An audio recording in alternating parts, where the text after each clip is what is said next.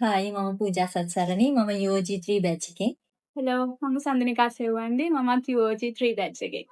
Hi මම දීශනී නිහාරා මමත් UOG3 batch එකේ. අපි සැප්තැම්බර් 25 ලංකාවෙන් ගියා ජපානයට ඉන්ටර්න්ෂිප් එකට. අපි ආවේ දෙසැම්බර් 22. එතකොට අපි එහෙදී අපේ ඉන්ටර්න්ෂිප් එක ඇතුලේ ERP සිස්ටම්ස් ගැන තමයි ලොකුවටම ඉගෙන ගත්තේ.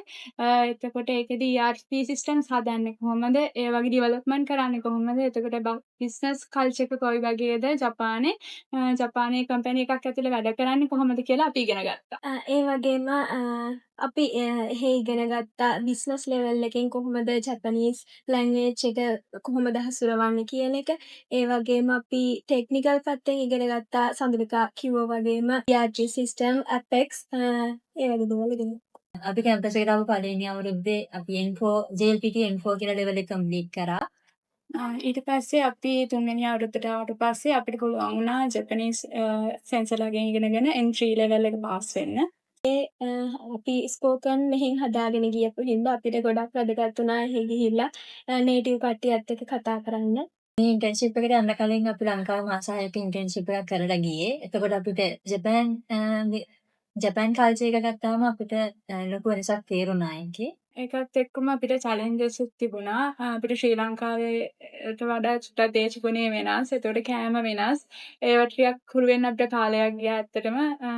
ඒකත් එක්ක අලුත්ම අත්දැකීමක් වුණා ඒක. ඔව් අපි ගෑල්ලමේ තුන්දෙනෙක් ඒ වගේම අපි යාළුවෝ තුන්දෙනෙක් මෙහෙ එකම කැම්පස් එකේ. ඒක හින්දා අපිට ගොඩක් ඒක වැදගත් වුණා. එහෙ ගිහිල්ලා තනියෙන් ජීවත් වෙන්න. මේ ඉන්ටර්න්ෂිප් එකේ මේ මාස 3 ඉන්ටර්න්ෂිප් එක ඇතුළේදී අපි කරපු වැඩත් එක්ක ඒගොල්ලෝ අපේ ප්‍රෝග්‍රස් එක බැලුවා. අන්තිමට අපිට ඉන්ටර්විව් එකක් තියලා ඒගොල්ලෝ අපිව ඒ කම්පැනි එකේ ජොබ් එකකට ගන්නවද නැද්ද කියලා ඒගොල්ලෝ ඩිසයිඩ් කරනවා. ඒ වගේම එයාලා ඒක කරද්දී අපිට කම්පැනි එක ඇතුලේදී ජපනීස් ලැන්ග්වේජ් එකේ එක සෙෂන්ස් තියෙනවා අපේ ස්පෝකන් හදාගන්න. එතකොට එයාලා අපිට ස්පෝකන් පැත්තට ලැන්ග්වේජ් එක දියුණු කරගන්නත් උදව් කරනවා. එතකොට ඒකෙත් අපිට අන්තිමේට කම්පැනි එකේ අන්තිම වෙද්දී එයාලා බලනවා අපේ ප්‍රෝග්‍රස් එක කොහොමද මුලින් තිබ්බ ජපනීස් ලෙවල් එකට වැඩිය අපි ස්පෝකන් ලිස්නින් ඒ පැත්ත හදාගෙන තියනවාද කියන එක බලලා තමයි එයාලා අපිව එයාලා කම්පැනි එකට තෝරගන්නවද නැද්ද කියන එක තීරණය කරන්නේ. ඒ වගේම ජැපනීස් ටෙක්නිකල් දෙකමත් එක්ක වැදගත්ම කාරණය තමයි අපේ ඩිසිප්ලින් බලනවා.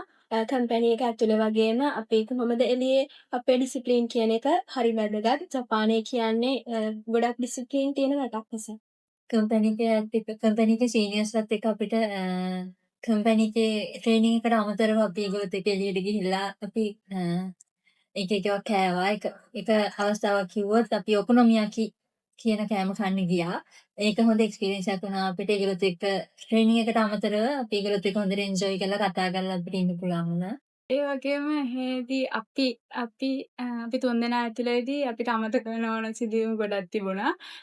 අපි ලංකාවේ පාරවල් දන්නවා වුණාට පොඩ්ඩක් එහෙදී අපිට Wi-Fi අපි ඒ හිටපු තැන ඉඳලා එළියට යනකොට අපිට Wi-Fi පහසුකම් කියන එක තිබුණේ නැහැ.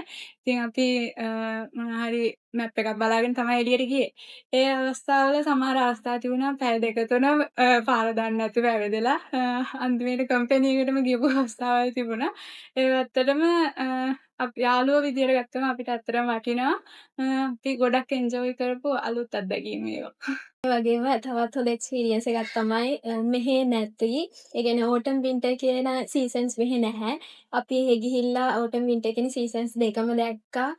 ගස්වල පාට මාරු වෙන ඒවා. ඒ වගේම ෆස්ට් ටයිම් අපි තුන්දෙනාම හිම දැක්කා. ඒක ගොඩක් ලොකු එක්ස්පීරියන්ස් එකක් වුණා අපේ ජීවිතේට. මගේ අවුරුදු 8ක හීනයක් වෙලා තිබුණේ ජපානයට කොහොම හරි යනවා කියන එක. ජපානයේ ජොබ් එකක් කරන්න ඕනි කියන එක තමයි මගේ හීන වෙලා තිබුණේ. ඒකට මම LMBTI කැම්පස් එක චූස් කරගත්තා. ඒ LMBTI කැම්පස් එක මට ලොකු සපෝට් එකක් වුණා. මගේ ඩ්‍රීම් එක ඇත්තටම අචීව් කරගන්න. මම කොහොම හරි ජපානයට ගියා. ඊළඟ මගේ ටාගට් එක තමයි මම කොහොම හරි ජපානයේ ජොබ් එකකට යනවා කියන එක.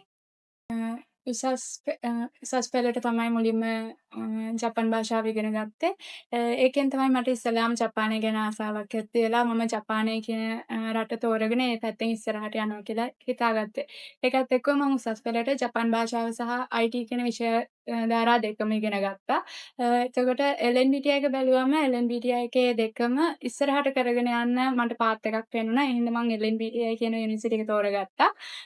ඒකත් එක්ක මම අද වෙනකොට ලොකු දුරක් ඇවිල්ලා තියෙනවා. ඒකෙන් මට ලොකු සපෝට් එකක් හම්බෙලා තියෙනවා. ඒකත් එක්කම ඒ සපෝට් එකත් එක්කම අපිත් අපේ පැත්තෙන් තියෙන දේවල් කරන්න ඕනි අනිවාර්යයෙන්ම. අපි ලැන්ග්වේජ් එක ඉගෙන ගන්න ඕන නම් ලැන්ග්වේජ් එක හොඳට ඉගෙන ගන්න ඕනි. IT එකත් හොඳට ඉගෙනගෙන ඒ දෙකම හොඳ විදිහට භාවිතා කරලා ඉස්සරහට යන්න පුළුවන්. එතකොට අපිට කැම්පස් එකෙන් හම්බෙන සපෝට් එකත් එක්ක අනිවාර්යයෙන්ම තමන්ගේ ඩ්‍රීම් එකට යන්න පුළුවන් කියලා මම හිතනවා. ඔව් මගෙත් ඒ ලෙවල්ස් වල ඉඳලා මගේ හීන තිබුණේ කොහොම හරි ජපානයට යන්න ඕනි කියන හීන තමයි තිබුණේ.